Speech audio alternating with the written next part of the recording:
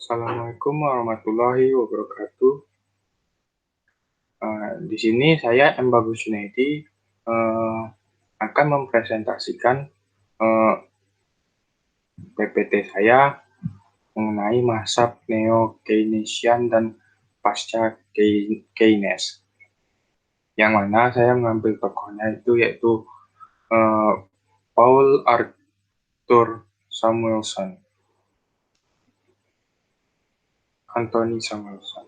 Yang pertama yaitu biografi Paul Anthony Samuelson. Eh, Paul Anthony Samuelson merupakan ekonomi Amerika Serikat kelahiran Gary, Indiana, 15 Mei 1915. Samuelson dilahirkan dalam keluarga yang mengetahui tentang berbagai bidang mengenai ekonomi. Uh, uh, Kakak, saudara perempuan, dan keponakannya merupakan seorang ekonomi juga. Dalam latar belakang, banyak keluarga yang melek akan ilmu ekonomi. Samuel melanjutkan studinya dalam bidang ekonomi di Universitas Chicago pada usia 16 tahun dan dilanjutkan di Universitas Harvard untuk melanjutkan program S2-nya yang bergelar doktorat.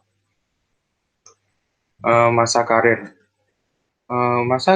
Samuelson dalam bidang ekonomi berawal sejak dirinya menjabat sebagai asisten profesor di Massachusetts Institute of Technology atau MIT pada usianya yang relatif muda, yaitu 25 tahun. Ia kemudian diangkat sebagai profesor di universitas yang sama 4 tahun setelahnya, berarti 29 tahun. Tepat pada tahun 1947, Samuelson menggabungkan teori termodinamika dengan statistik perbandingan pada ekonomi, yang mana metode ini menerangkan tentang perubahan dalam masalah ketimbangan ekonomi. Selanjutnya pada tahun 1948, ia menjabat sebagai profesor di MIT.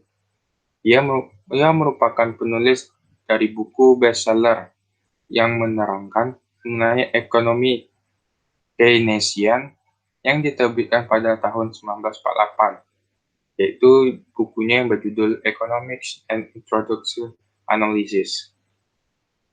Tepat pada tahun 1970, Samuelson mendapatkan Nobel Memorial Prize in Economic Science sebagai orang Amerika pertama yang mendapatkan penghargaan Nobel dalam bidang ekonomi.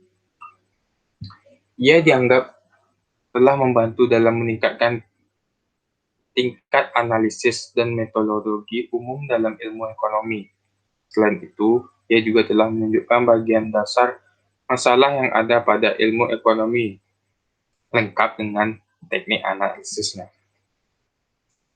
Nah, di sini Samuelson memiliki buku yang ditulis.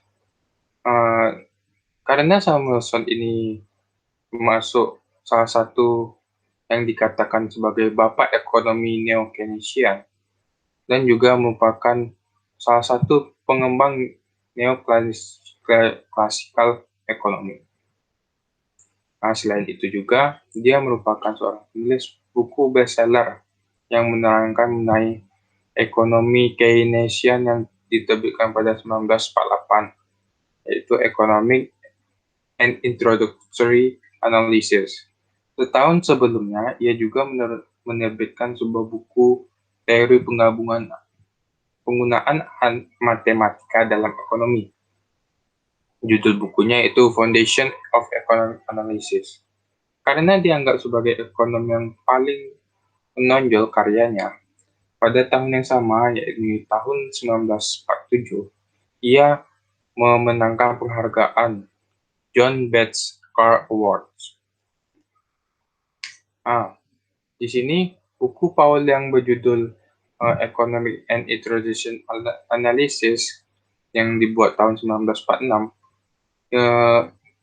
Inti dari buku yang diterangkan di situ mengenai teori ekonomi neoklasik.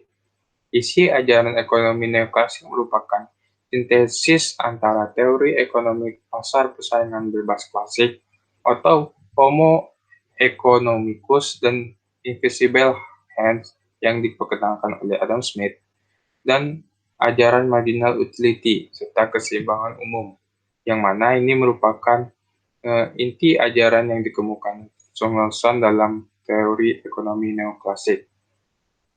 Tekanan ajaran ekonomi neoklasik adalah bahwa mekanisme pasar persaingan bebas dengan asumsi tertentu selalu menunjukkan keseimbangan dan efisiensi yang optimal baik bagi seluruh orang.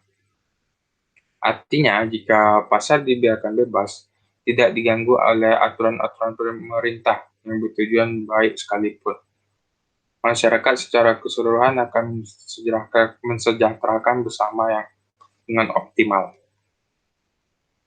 Yang kedua yaitu pemikiran Paul Anthony Samuelson. Pertama, diperlihatkan bahwa tentang hubungan timbal balik antara faktor multiplier dan asas akselerator yang berimplikasi bahwa multiplier dan akselerator saling memperankan perannya dalam jalannya perekonomian secara agregat. Permintaan efektif dari masyarakat dipengaruhi investasi langsung atau autonomous investment, yang selanjutnya melalui faktor multiplier menyebabkan tambahan pendapatan dengan berlipat. Permintaan efektif pun dapat distimulasikan yang awalnya dari pengeluaran konsumen, yang selanjutnya melalui asas akselerator secara tidak langsung menyebabkan bertambahnya investasi atau introduced investment. Pemikiran yang kedua yaitu mengenai lalu lintas yang dikemukakan oleh Paul Anthony, yaitu mengenai lalu lintas perdagangan dan pembayaran internasional. Samuelson memperjelas hubungan antara kebijakan fiskal dan dengan keseimbangan dalam lalu lintas pembayaran internasional. Hal ini memperlihatkan peranan foreign trade multiplier atau dampak dari multiplier yang berasal dari perdagangan luar negeri dan berbagai kemungkinan yang menyimpang dari keseimbangan internasional. Di sini dapat dilihat adanya integrasi mengenai segi equilibrium internasional ke dalam kerangka umum teori ekonomi makro. Baiklah, segitu saja presentasi dari saya. Lebih dan kurang saya mohon maaf. Dan saya akhiri dengan Assalamualaikum warahmatullahi wabarakatuh.